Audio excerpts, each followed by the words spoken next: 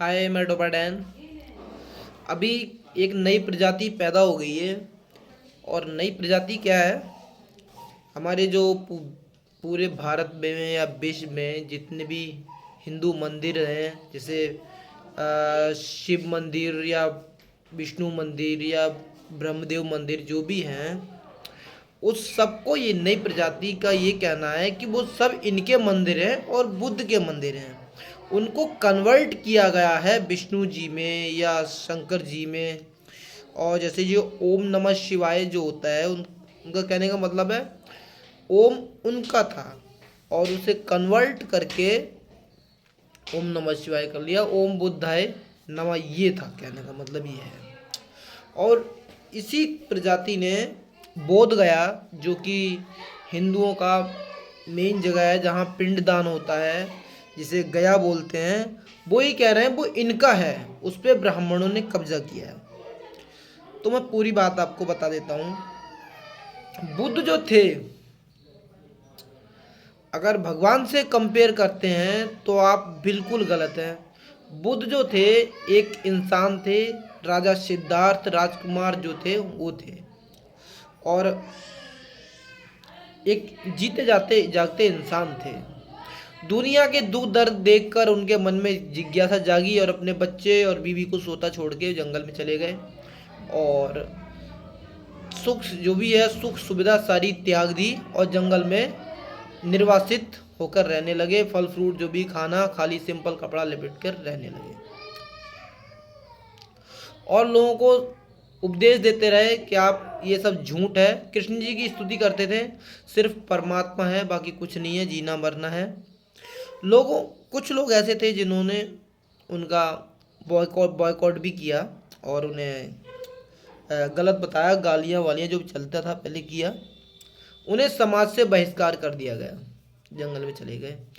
फिलहाल उन्होंने शांति का संदेश दिया था। कोई जो भी हिंसा, जानवरों को मारना खाना या सब है, उसके खिलाफ थे वो। उन्होंने किसी से नहीं कहा कि आप खाओ या मत खाओ, वो सिर्फ नहीं खाते थे। हल्के हल्के टाइम गुजरा और लोग उनकी लाइन में आने लगे। तो लोगों ने उनसे कहा कि मुझे ज़रूरत नहीं है तुम्हारी, मैं आपको नहीं बुला रहा हूँ। अगर आप आ रहे हो तो आ सकते हो, मना भी नहीं करूँगा, लेकिन मेरी तरह रहना होगा जैसे मैं रहता हूँ। सिर्फ फल फूल पे निर्भर और समाज से अलग लोगों की सेवा करना, जो भी है तमाम तरह की बातें हैं। तो जो लोग एक्सेप्ट कर सकते थे उन्होंने एक्सेप्ट किया, जो नहीं कर सकते थे उन्होंने नहीं किया। क्योंकि बुद्ध की लाइन में जाने के लिए आपको पारिवारिक जीवन है जो छोड़ना पड़ेगा और सुख सुविधा जो है सारे छोड़ने पड़ेंगे। इसलिए जो लोग जाना चाहते थे चले गए, बाकी जो नहीं जाना चाहते थे नहीं गए। भगवान उससे पहले भी थे, स्तुति करते करते, और एक दिन वो मर गए। तो अब कंडीशन ये है, जो दलित समाज से आते थे जो लोग, जैसे हरिजन हो गए, जाटव हो गए, जो कुछ मतलब पहले के जो हिंदू थे वो हिंदू बनकर ही रहते हैं, लेकिन जो हिंदुओं से घृणा करने लगे, अपने आप को अलग मानने लगे, उन्होंने अपने अलग मानने के लिए, अलग मानने के विचार से एक अपना अलग समाज खोजना शुरू कर दिया। अलग समाज खोजने के लिए पहले तो वो ईसाई बने, कुछ लोग मुस्लिम भी बने, लेकिन उनके साथ ईसाई में भी जाके वही भेदभाव। जैसे मान लो आप एक चीज़ है, एक सामान है, तो उसको आप किसी चीज़ से अलग करके किसी और चीज़ में मिक्स करोगे तो वो वहाँ भी अपनी एक श्रेणी बना लेगी। कहने का मतलब ये है, वो वहाँ भी एक अपनी अलग कैटेगरी ही बनाएगी। जैसा नहीं है कि इसमें शामिल होकर जाके उसकी जैसी हो जाए। तो वही इनके साथ भी हुआ। ये लोग जो वहाँ जाके ईसाई बने, तो ईसाई बनने के लिए ही इनकी एक अलग जाति उन्होंने बना दी। कहने का मतलब ऊंचे ईसाई, नीचे ईसाई, जो भी ढिमका फलाना जो भी है, लेकिन कैटेगरी अलग बनाई, ऊंच नीच भी हुआ। इन लोगों के जो भी है चर्च वगैरह अलग, उनके अलग, ये उनको में नहीं जा सकते, वो उनको में नहीं आ सकते। यही बात मुस्लिमों में हुई। तो जो दलित लोग मुस्लिम बने उनकी भी कैटेगरी अलग ही रखी गई। जैसे आप जानते ही होंगे देवबंदी, बहावी, बरेली भी जो भी है अलग अलग मुस्लिम्स हैं, तो वहाँ भी कैटेगरी बन गई। तो इन्हें अफसोस हुआ, इन्होंने दिमाग लगाया कि कुछ हम ऐसा करें जो हमारा ना मुस्लिम्स हो ना ईसाई हो, हमारी एक अलग ही कैटेगरी बने। तो उन्होंने फिर बुद्ध को सुना, जो कि बुद्ध एक जाति नहीं थी, ना ही कोई धर्म नहीं था, वो खाली एक पंथ था। जैसे शंकराचार्य जी है, शंकराचार्य का अलग पंथ है, उसी हिसाब से बुद्ध का पंथ था। तो बौद्ध, तो ये बौद्ध लाइन में जाने लगे, अपने आप को बौद्ध मानने लगे। बौद्ध मानते हुए भी इन्होंने अपने सर्टिफिकेट में हिंदू नहीं हटवाया, क्योंकि इन्हें पता था फिलहाल ये ईसाई भी बने, मुसलमान भी बने, जो भी है, लेकिन अपने सर्टिफिकेट जो मेन सर्टिफिकेट था उससे हिंदू कभी नहीं हटवाया। हिंदू हटवाने के कितने घाटे थे, क्योंकि हिंदू हट जाता अगर तो इन लोगों को आरक्षण नहीं मिलता, बहुत सारी चीज़ें नहीं मिलती। अब ये बौद्ध बनने लगे। तो आपको पता ही होगा महावीर स्वामी भी थे जैन लोगों के, जैन लोग भी हिंदू ही होते हैं अलग अलग।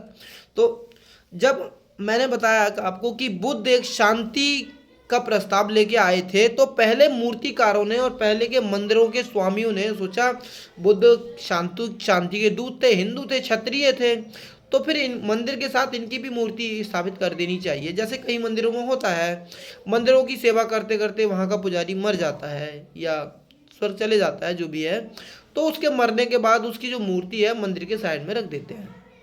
ऐसे ही मंदिर के खंभों में, कलाकृतियों में बुद्ध की मूर्ति भी बनाने लगे। और तो अब की जो प्रजाति, नई नई जो प्रजाति बनी है बौद्ध, इन लोगों को ये डाउट हो गया कि ये मंदिर बुद्ध का है। फिलहाल ऐसा है नहीं, क्योंकि जो मंदिरों के साथ जो पहले के लोगों ने हमारे बुद्ध को शांति का प्रतीक माना, तो मंदिर में भी एडजस्ट कर दिया। कहने का मतलब मूर्ति के साथ नहीं, लेकिन उस मंदिर के पिलरों पे वॉल पेंटिंग बना दी, या जो आले निकले रहते हैं आले पे बना दिया। इस तरीके से इस कंडीशन में बुद्ध की जगह जगह प्रतिमा बना दी। अब जहाँ प्रतिमा देखते हैं ये लोग, वहाँ ये कहते हैं ये बुद्ध का मंदिर है, तुमने बुद्ध को कन्वर्ट किया है। अब इन लोगों को समझाने वाला भी पागल हो जाएगा। रियल बात तो यही है, रियल कंडीशन यही है, क्योंकि इन्हें साबित करना है। फिलहाल ये भगवान को मानते हैं, लेकिन इन्हें बुद्ध के नाम से पूजना है। मंदिर में जाने में शर्म आती है, जो भी है मैं नहीं जानता फिलहाल, लेकिन इनको एक अलग रूप देना है। लेकिन अपना इससे फ़ायदा ये है बौद्ध बनने का, इन्हें सर्टिफिकेट से हिंदू धर्म भी नहीं हटाना पड़ेगा, क्योंकि अगर ये ईसाई बनते तो हिंदू धर्म हटाते, मुस्लिम बनते तो भी हिंदू धर्म हटाते।